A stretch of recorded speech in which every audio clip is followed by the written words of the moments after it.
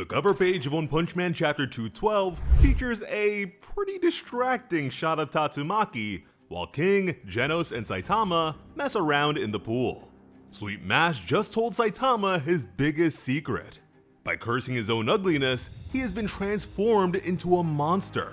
At first, it was hard, but in time, he managed to treat it like a good thing and continued to be a hero. His handsome face spread everywhere, and he quickly became the top celebrity in the country, and plenty of companies reached out to him for acting gigs. It was a total contrast to how society ignored his existence back when he was ugly, and that's even despite his many good deeds.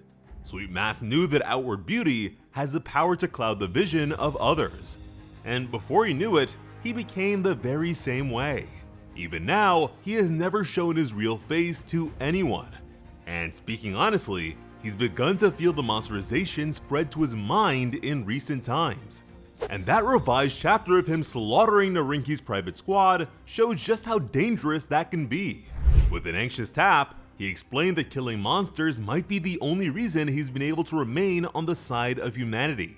But he is far too ruthless.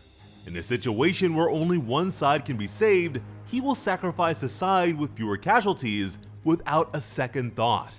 And that lack of hesitation is the same thing that surprised the seductive monster Do S. Sweet Mask admitted that he'd only acted like it was a hard choice despite being unfazed. He knows that if he continues along this path, then the concept of justice would be nothing more than a symbol to him. And in time, he would be unable to understand what it means to be a hero. And Sweet Mask wasn't sure what would happen to him from there. So while he still has a bit of humanity left, he's decided to focus on finding someone to inherit his ideals. He asked Saitama if he could understand that. Unfortunately, Saitama was distracted by a bit of bird poop on the glass. Sweet Mask continued to say the bald hero is his only hope, since his strength is exactly what the world needs. To that, Saitama apologized and declined his offer. All this popularity stuff sounded like way too much of a hassle. He was sure that there must be someone else who'd be a better fit for the position. Sweet Mask stood up and began to shout. He asked Saitama if he's really okay with how things are right now. After all, he's stuck with a dumb hero name like Cape Baldy. Not only does the public not praise him, but they either don't know he exists or treat him like cheating scum. He figured that Saitama doesn't even get any fan letters, which the bald man couldn't deny. We even saw as much after the incident with Deep Sea King. Sweet Mask insisted that all Saitama needed to do was pay a bit more attention to his appearance. With just that small bit of effort, Saitama would be the biggest hero in the world in an instant. More popular than Sweet Mask even. It would only take 2 weeks for him to receive trucks full of fan mail. The lines for his signing events would seem endless. Every company would be fighting for his cosign. The top celebrities would all want to meet him. Sweet Mask even revealed a model of the new look they have planned for Saitama, which, aside from the bald head, was an unrecognizably flashy version of him. All the man needed to do was follow Sweet Mask's instructions. Then, even the people who looked down on him would become his admirers. And the idol hero was so worked up here that his monstrous features were beginning to show. Unmoved, Saitama said that if he follows along, then he'd just be a puppet. A bit more seriously, he questioned if the ideal hero would really care about the opinions of others. He wondered if it wasn't more about what they are instead of how others see them, adding that after all, they're all human. And those final words struck Sweet Mask. He couldn't believe it. Saitama didn't listen to a word he said. From there, Saitama asked him for the time, because of course, he doesn't have a phone of his own. Sweet Mask checked and let him know that it was nearly 4 p.m. Saitama blurred with movement. He promised King that he'd play with him and needed to leave immediately. Sweet Mask begged him not to leave, but Saitama already forced the bolted door open.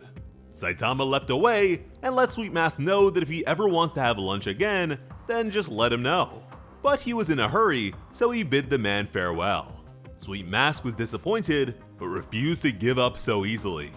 This was a crucial time. He needed to ensure that the Hero Association he helped build would be able to stand firm in the new era, even without him.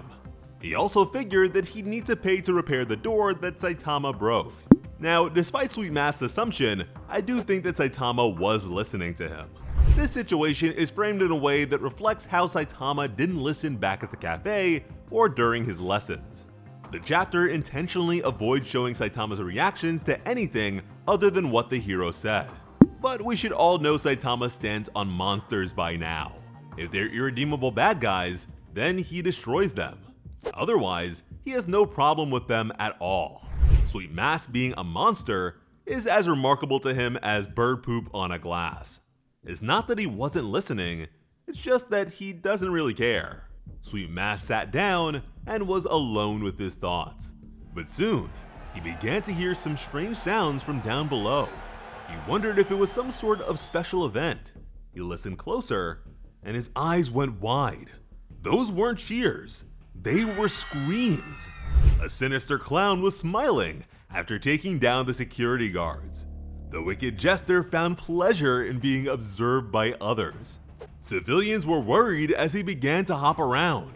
His movements were strange, and he just kept jumping higher and higher. Soon, he was looming over them all.